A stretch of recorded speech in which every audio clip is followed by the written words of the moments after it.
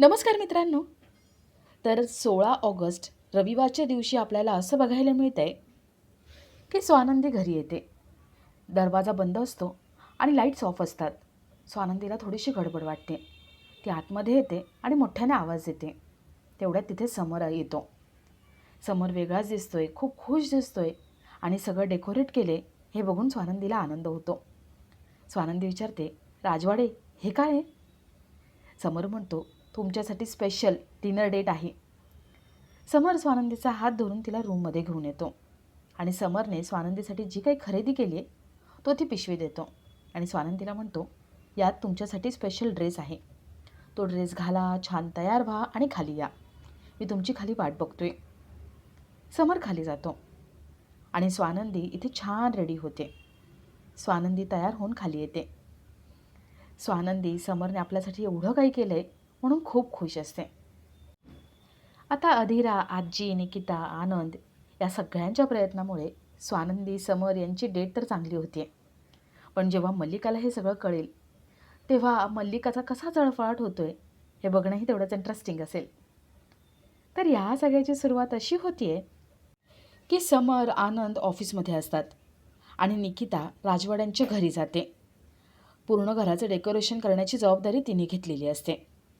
स्वानंदीसाठी तिच्या आवडीचा पदार्थ समर स्वतः बनवणार असतो.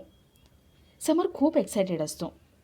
स्वानंदीला थँक्यू म्हणायचं आहे आणि तिच्यासाठी काहीतरी स्पेशल करायचं आहे आणि तिच्यासाठी काहीतरी स्पेशल खरेदी करायची म्हणून तो खुश असतो. समर आनंदसोबत स्वानंदीसाठी खरेदी करायला मार्केटमध्ये जातो. तर इथे आजी अधीराला फोन लावतात आणि निकिता, आनंद, समर यांनी स्वानंदीसाठी जो काही प्लॅन केला आहे त्याबद्दल सांगतात. अधीरा म्हणते, त्या दोघांनी एकत्र क्वालिटी टाईम स्पेंड करायला हवा आणि ते खूप महत्त्वाचं आहे. अधीरासुद्धा खूप खुश होते. आजी अधीरावरती एक महत्त्वाची जबाबदारी सोपवतात आणि ती म्हणजे मल्लिका, अंशुमन, सुष्मिता यांना आपल्या घरी बोलवायचं. अधीरा ती जबाबदारी आनंदाने स्वीकारते. ती फोन ठेवते आणि आपल्या आईला, मल्लिकाला फोन लावते.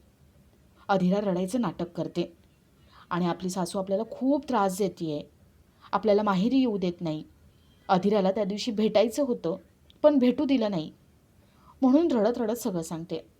अधीरा पुढे म्हणते, मॉम, अगं आई मला तिथे येऊ देत नाही, मला तुला भेटायचं आहे, खूप दिवसापासून इच्छा आहे, मी तिथे येऊ शकत नाही, तू तरी ये ना गं. मल्लिकाला हाच चान्स हवा असतो.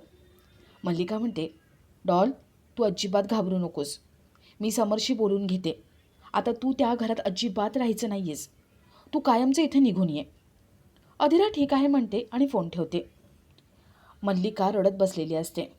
ती मुद्दाम रडण्याचं नाटक करते पण मनातून खुश असते.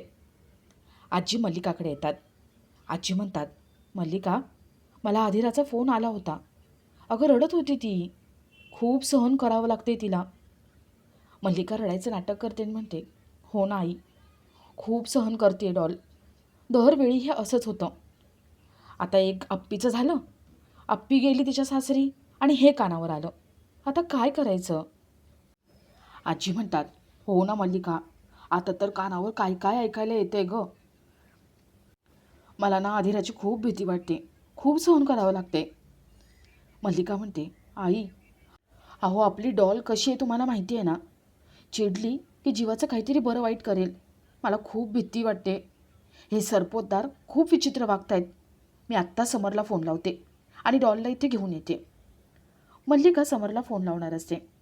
आजी म्हणतात, मल्लिका, अगं ही बायका बायकांची भांडणं आहेत ना, ती बायकांनी सोडवायची. समर कामामध्ये बिझी आहे, तू त्याला अजिबात फोन वगैरे करू नको.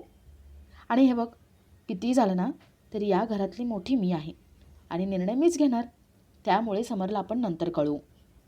मल्लिकाला सारखं वाटतं की समरला आपण एकदा सांगावं, पण आजी फोन काही देत नाही. मल्लिका फोन मागते आणि आजी मल्लिकाला तिच्या मुलांची शपथ घालतात आणि सांगतात की समरला फोन करायचा नाही.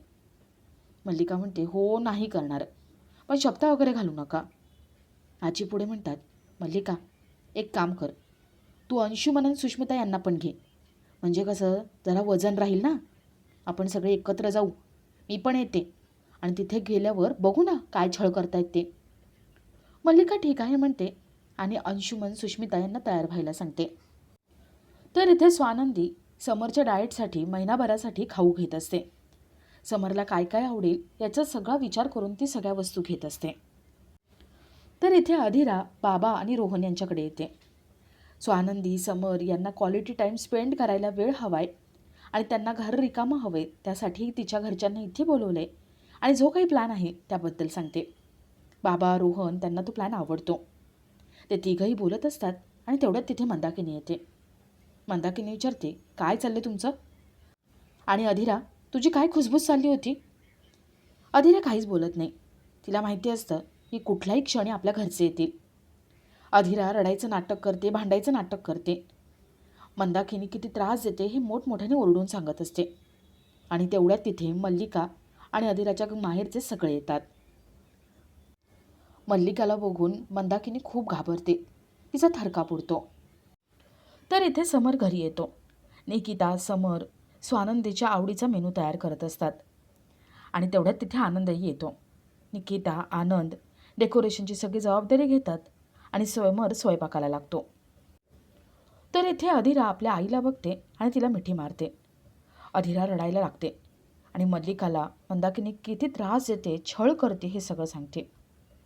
मल्लिका मंदाकिनीकडे येते आणि म्हणते, मंदाताई, किती त्रास देता हो माझ्या मुलीला, बघताय ना, घाबरतीये ती, एवढं टॉर्चर करता? मंदाकिनी म्हणते, नाही हो, मी काहीच करत नाही, मी तिला त्रास अजिबात देत नाही, उलट आमचं सगळं चांगलं चालू आहे. अधिरा म्हणते, नाही, या खूप त्रास देतात, खूप भांडतात. बाबा रोहन हे दोघं हात जोडून मल्लिकाची आजींची माफी मागतात आणि एक संधी द्या म्हणतात. मल्लिका म्हणते, एक संधी? कशासाठी? बघताय ना किती स्ट्रेस आला माझ्या डॉलला, तिची स्किन कशी झाली आहे स्ट्रेसमुळे, तुमच्यामुळे तिला डिप्रेशन येईल. अहो, तळ हाताच्या फोडाप्रमाणे तिला जपले, फुलासारखं जपले, कधी कशाची काही कमी पडू दिली नाही. पण तुमच्या घरात आल्यापासून तिचं नशीब फुटले आणि तुम्ही लोक एवढा त्रास देऊनसुद्धा एक संधी मागताय? अजिबात नाही.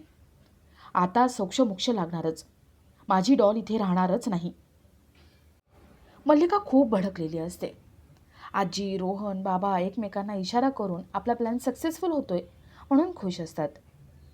तर इथे समर स्वानंदीसाठी तिच्या आवडीचा मेनू तयार करत असतो. तेवढ्यात स्वानंदीचा फोन येतो. स्वानंदी समरला सांगते की आता इकडचं माझं काम झालंय, मी निघते, अजून काही आणायचं आहे का? समरला अजून वेळ हवा असतो. समर स्वानंदीला म्हणतो, मी ऑफिसमध्येच आहे, मला महत्त्वाची कामं आहेत, मी तुम्हाला घ्यायला येतो, पण तोपर्यंत तुम्ही खरेदी करा, म्हणजे घरातलं जे काही सामान तुम्हाला दिसेल ते सगळं विकत घ्या. समर ऑफिसमध्ये कोणीतरी बोलवतं असं नाटक करून फोन ठेवतो. स्वानंदीला इथे डाऊट येतो की नक्की समरचं काय चाललंय, तो असं का बोलतोय. स्वानंदी विचार करते आणि आपला आजचा हा भाग इथेच संपतो.